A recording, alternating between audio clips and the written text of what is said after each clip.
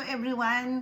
Tayo po ay gagawa din ng tinatawag na Poke Salmon. Parang masama yung tunog, yung Poke, pero yun po talaga ang tawag nila. Poke Ball Salmon ang gagawin natin.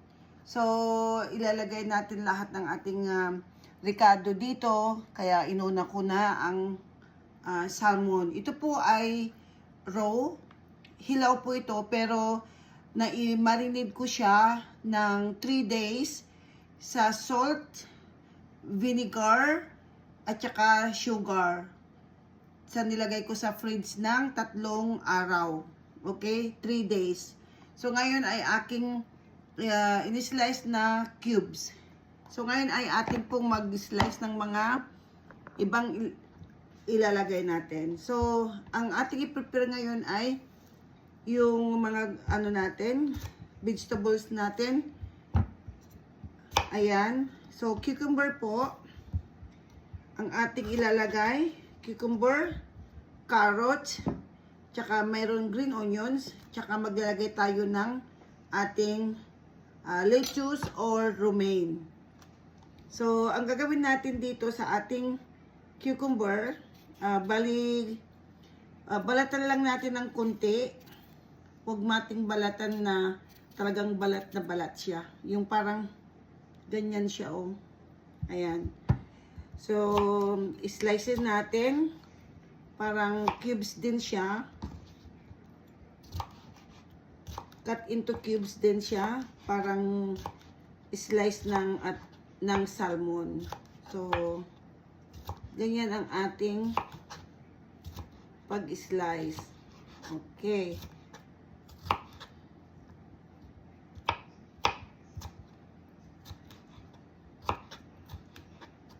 Okay, so ganyan po ang kanyang size ang pag-slice natin.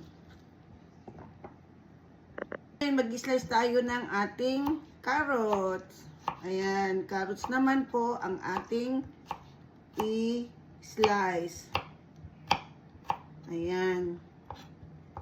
Para healthy po ang ating kakainin na Poke Ball.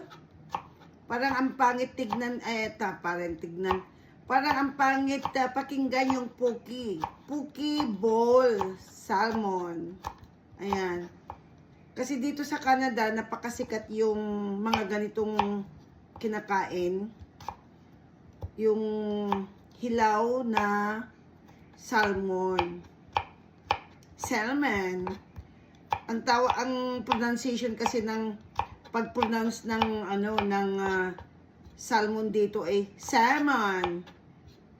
I-silent L nila yung salmon. Kaya okay, so na-slice ko na ang ating carrots. Ang susunod naman ay itong ating green onions. Ayan, green onions tayo dyan. Masarap kasi pag malagyan ng green onions. Para kompleto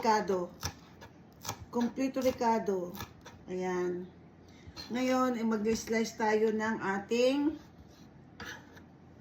romaine lettuce. Ayan. Romaine lettuce.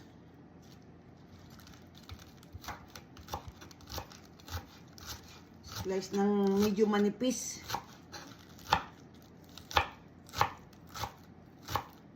Medyo manipis ang ating pag-slice. Ganyan. Para healthy ang ating kakainin na Poke Ball. Pag Tagalog, parang parang napaka-bastos na salita. Poke Ball. Poke Ball. Ayan. Okay. So, ito na lahat yung ating ihalo-halo. Yung salmon, lettuce, carrot, tsaka cucumber, at meron po tayong green onions dyan. Okay? So, may rice tayo dito. Kunti lang yung rice. Bali, pinag-hiwa-hiwalan natin. At pagkatapos ay maglagay tayo ng kunting rice vinegar.